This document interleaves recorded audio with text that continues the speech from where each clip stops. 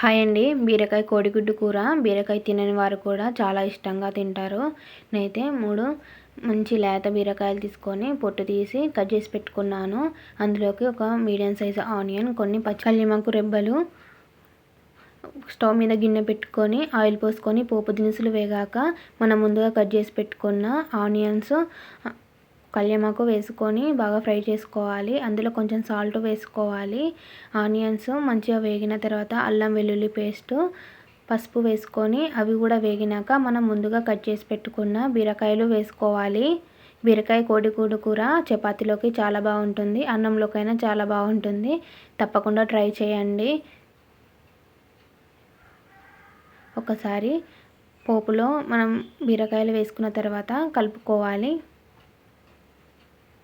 ఒక 10 minutes medium flame పెట్టుకొని ఉడికిస్తే మనకు బీరకాయ సగం వరకు ఉడుకుతుంది. ఇప్పుడు ఇందులో కొంచెం కారం వేసుకొని, కొంచెం ఉప్పు వేసుకొని కలుపుకొని ఒక 2 మినిట్స్ మళ్ళీ సిమ్లో పెట్టుకొని ఉడికించాలి.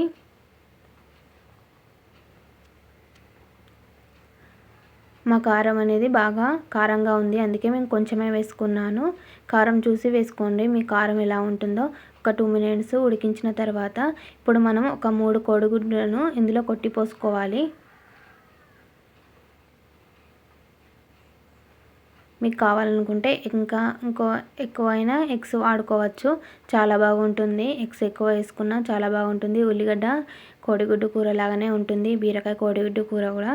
ఒక 5 మినిట్స్ ఉంచిన తర్వాత మనకు కొంచెం ఉడికిందండి ఎగ్. మళ్ళీ కలుపుకొని ఒక 5 మినిట్స్ ఉంచి పూర్తిగా మన ఎగ్ అనేది ఉడికిపోవాలి. ఇప్పుడు మనకు ఎగ్ ఉడికిపోయింది. ఇందులో మనం ఏం చేయాలంటే ధనియాల పొడి, గరం మసాలా, కొంచెం కొత్తిమీర వేసుకొని ఒక 10 మినిట్స్ సిమ్లో పెట్టుకొని ఉడికిస్తే మనకు బీరకాయ కోడిగుడ్డు కూర రెడీ అవుతుంది. తప్పకుండా ట్రై చేయండి. ఎవరైతే బీరకాయ తినరో వారికైతే ఇలా చేసి పెట్టండి, చాలా ఇష్టంగా తింటారు. బీరకాయ కోడిగుడ్డు కూర రెడీ అయిందండి.